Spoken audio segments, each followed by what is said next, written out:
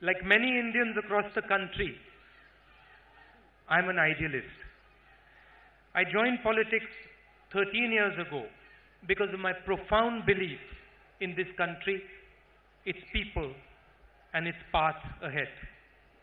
I traveled constantly over the past years and have had the fortune to speak to many of you. And like me, you are also idealists. However, many of us are disillusioned today by the politics of our times. Because what we see before us is a politics devoid of kindness and truth. Politics belongs to the people. It is their greatest weapon in dismantling the structures that oppress, silence, and disempower them. But today, politics is not being used in the service of the people. It is being used to crush them, not to lift them up. When I joined politics as a 34-year-old, I came into this world having watched the generation before me fight the structures of oppression, the structures whose very fuel is lies and silence. When I entered politics 13 years ago, I wished to be part of an awakening that would transform India at home by ensuring dignity for all its people, and in the world, where we would step into a role that resonated globally. Early on, I learned that the moment you challenge the structures of power to stand with the weak, the moment you announce that you're for the poor, you are attacked. And in order to defeat you, they hit you on all fronts. They lie and they distort. Those in power in India today are shaped by the very structures that keep India poor. The Congress took India into the 21st century, while the Prime Minister today is taking us backwards to a medieval past where people are butchered because of who they are, beaten for what they believe, and killed for what they eat. This ugly violence shames us in the world. Our country, whose philosophy and history is born out of love and compassion, is tarnished by such horror, and no amount of hugs can repair the damage done to this great country of ours. This vision belongs to a time where people did not have the rights and freedoms that have made our country the profound entity that it is today. A time when people did not have voice, did not have the right to dissent, to disagree, to differ, to be. We are now being compelled to imagine that businesses can be built without harmony, that only one man himself is the voice of reason, that expertise, experience, and knowledge can be cast aside for personal glory, that it is acceptable for our foreign policy to lie in tatters so that one man can feel strong, and that everything is in fact subservient to the leader's personal image. These regressive forces don't win because they are right. They do not win because they stand on the side of what is correct. They win because they are powerful. Their power is manipulative and distortive, and it stains everything it touches.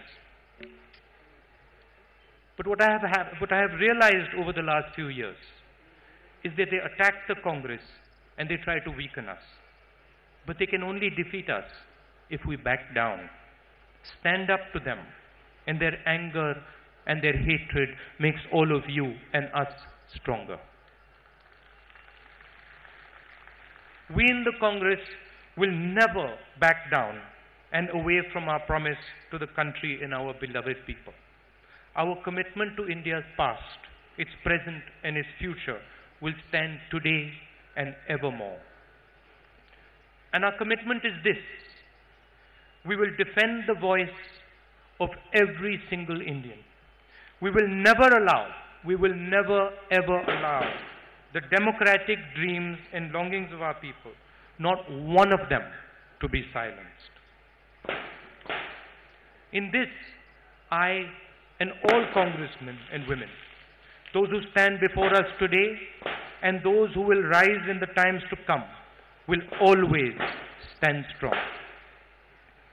I want the Congress Party to become an instrument for dialogue between Indian people, all of us, from all corners of our great country, all religions, all ethnicities, all ages, genders and people, and for our dialogue to always be led by love and affection. थोड़ा सा मैं हिंदी में बोलना चाहता हूं. देखिए, आपके सामने उदाहरण है. एक बार आग लग जाती है तो उसे बुझाना बहुत मुश्किल होता है.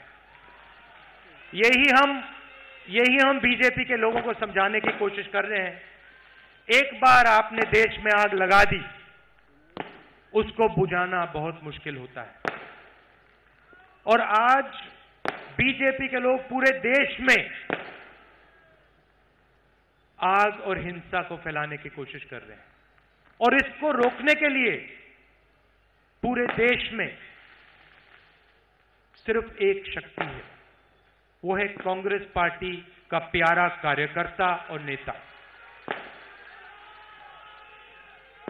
वो तोड़ते हैं, हम जोड़ते हैं. वो आग लगाते हैं, हम बुझाते हैं. वो गुस्सा करते हैं, हम प्यार करते हैं. ये फर्क है हम में और उनमें. और मैं कांग्रेस कार्यकर्ताओं को और नेताओं को आज आश्वासन देना चाहता हूं.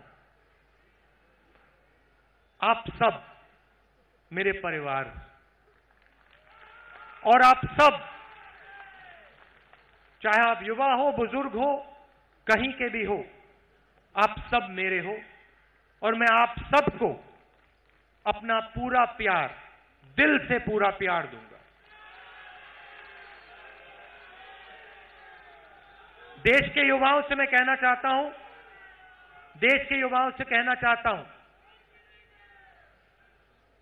कि ये हिंदुस्तान की, जैसे द्विवेदी जी ने कहा, ग्रैंड ओल्ड पार्टी है, मगर आने वाले समय में हम इसे हिंदुस्तान की grand old and young party बनाने जा रहे हैं. और मैं आपको, सब युवाओं को, चाहे आप कोई भी हो, मैं आपको एक इनविटेशन देता हूं. आप आइए, एक प्यार का, भाईचारा का हिंदुस्तान हम एक साथ बनाएंगे.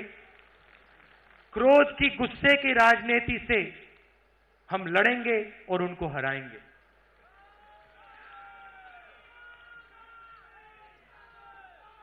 मगर मेरे लिए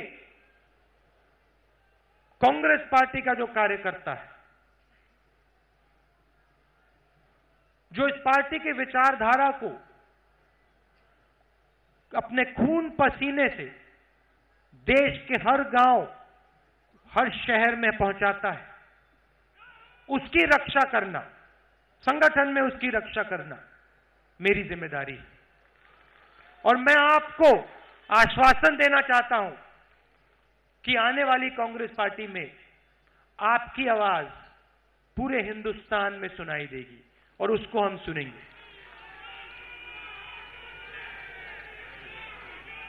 the Congress is an ancient idea. South India के लोगों के लिए the Congress is an ancient idea. The BJP would have you believe that they are the oldest idea in the universe. As usual, this is not the truth.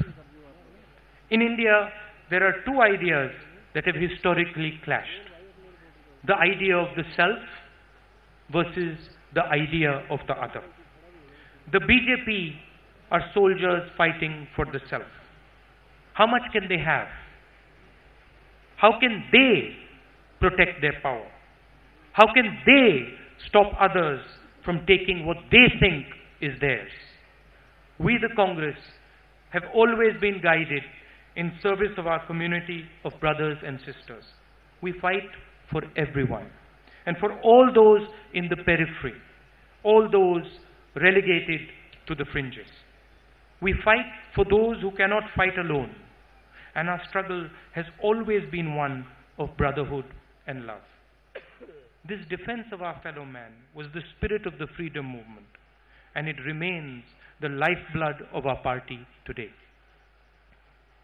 We consider the BJP our brothers and sisters, even though we do not agree with them. They want an India free of the Congress. They want to erase us. But the Congress's inclusion and respect for all Indians extends even to the BJP. We do not fight hate with hate. The Congress has met and will always meet our challenges and struggles with love and affection. They crush voice, we allow the most vulnerable to sing. They defame, we respect and defend. They might control the structures of power, the machinery of silence and fear, but we in the Congress, we are the bastion of the people. It is in this service that my idealism, your idealism, and our hope for politics always rests. In the 13 years I have served in politics, I have had the real honor of listening and learning from my elders. Manmohan Singh ji, Congress President, Sonia Gandhi ji, others on the stage, and my friends seated here today.